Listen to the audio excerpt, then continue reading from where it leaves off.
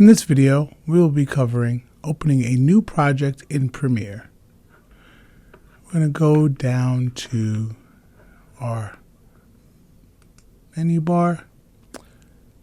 Just click on Premiere and we'll open up a new window. After it loads, go over to New Project. Now here we're going to always name your new projects, what they are, so you can identify them in your Finder or in your project folder. We're just going to name this New Project, and then we're going to put the date. So now we want to go down to our location. We're going to click Browse.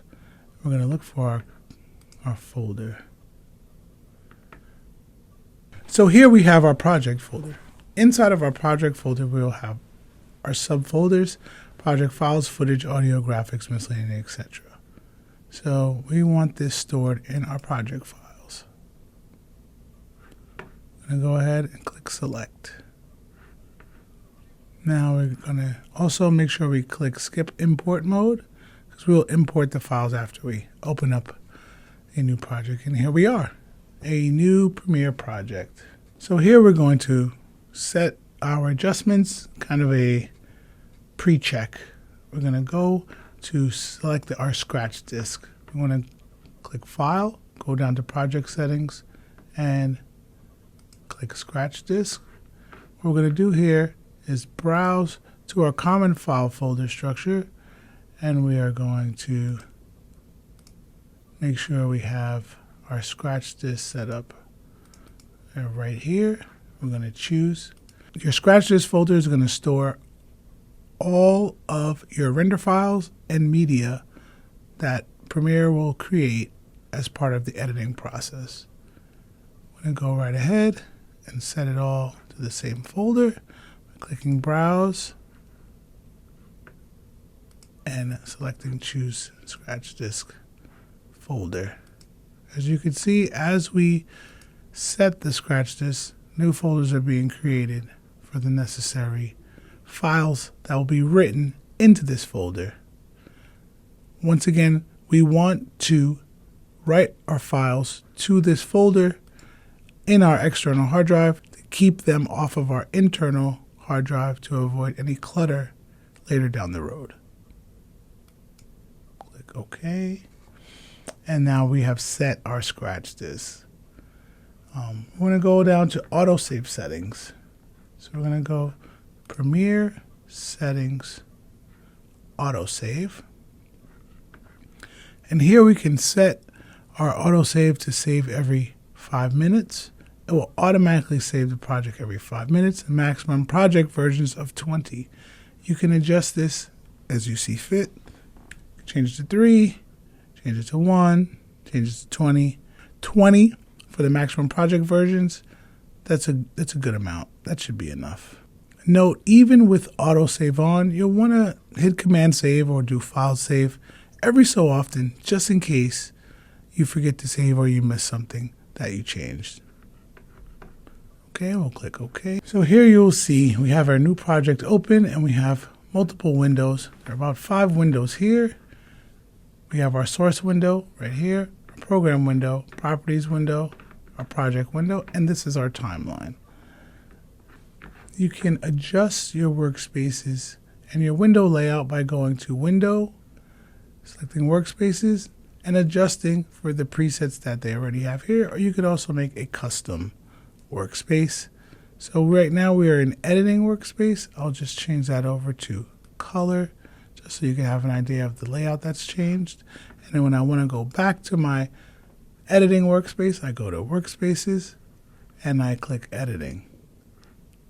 If you are having trouble with your window layout in Premiere, you can reset your window layout by going to Window, Workspaces, and going down to Reset Saved Layout. What you would do normally is save a new workspace. Now click on that, and then you can name your workspace so that you'll always have it.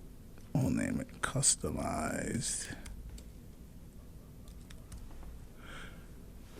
So we have our customized workspace here in case things get moved around and I need to go back to that workspace.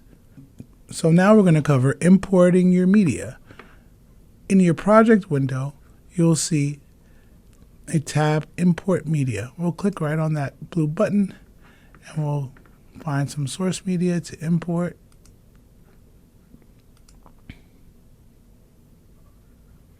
We'll go ahead and import this file.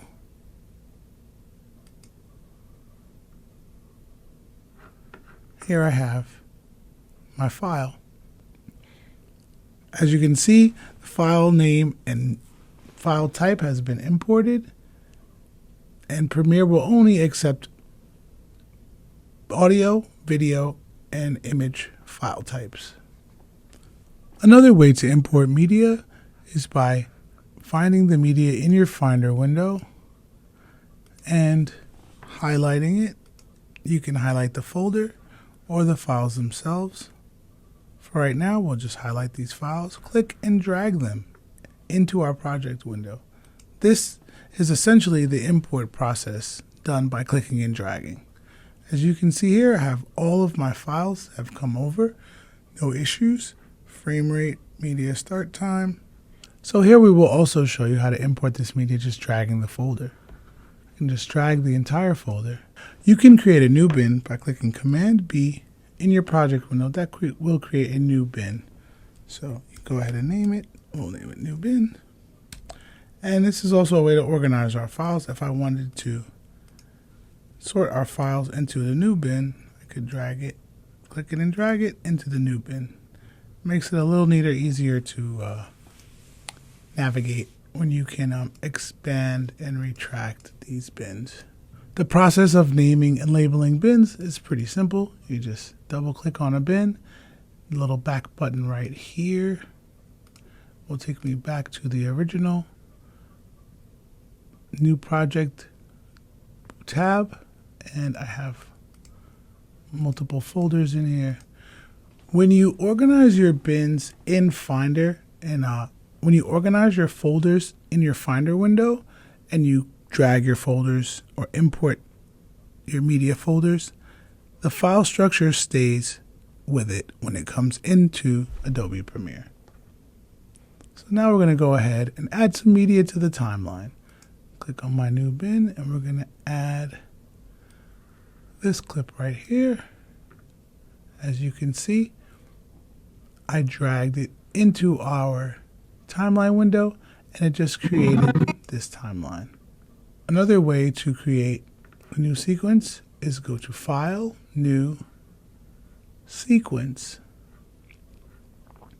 and then we want to go ahead and click the suggested 1080p 23.976 frame sequence settings. So these presets are pretty basic. As you can see, there's broadcast, HD 1080, social, and 4K. We're going to go with the 1080 for right now, and I'll show you why. As I drag a clip into my new timeline, I will get prompted, clip mismatch warning. This clip does not match the sequence settings. Change to sequence settings to match clip. Always ask, we're going to leave that always on because this is really key. So our timeline sequence matches our original footage, which makes it a lot easier to edit and keeps everything on the same page. We're going to go ahead and change sequence settings. We'll keep existing settings only when we want a specific sequence settings, frame size, or frame rate. So I will show you that. Let's go ahead and File, New, create a new sequence. We're gonna click this one, and because I want it at 60 frames, I'll drag this clip into my timeline and we can keep sequence settings. So this means my settings will be what I set in sequence settings here. I can adjust it as needed. Another way to add media to your timeline is double clicking on the clip in the project window and it will open in your source window. and we can scrub through or play back as needed the specific clip we would like to add to our timeline. These right here are mark in and mark out points. We call them in and outs. We can go ahead and press that. That will create an in point. We play it for a couple of seconds, and this is a good spot to have an out point. We will have an out point here, which will make this clip about 4 seconds long. You can see the time code of the markers here. If we click this clip and drag it into our sequence window, it will show us our 4-second clip right here. That's another way to add media to your timeline. These icons here are drag video only, drag audio only, and drag audio and video. If I click directly on this clip, on the video of this clip, it will drag the video and audio. But if I only want the audio or I only want the video, I would click and drag this portion. As you can see, I drag that, only the video, only the audio rather, and as I drag that, only the video. This is helpful for all different types of edits. Another way to set your in and out points by using the I key and the O key on your keyboard while scrubbing through your video in your source window. So I can select a portion of the video and I press I. That creates an in point. I can go to a different part of the video and select O. That also creates my in and out point. I will click and drag the video right down to the timeline. And there I have my clip of 16 seconds added to my timeline by using the keyboard to select my in and out points. Now, rinse, repeat until you have what you want in your timeline to work with. Thank you.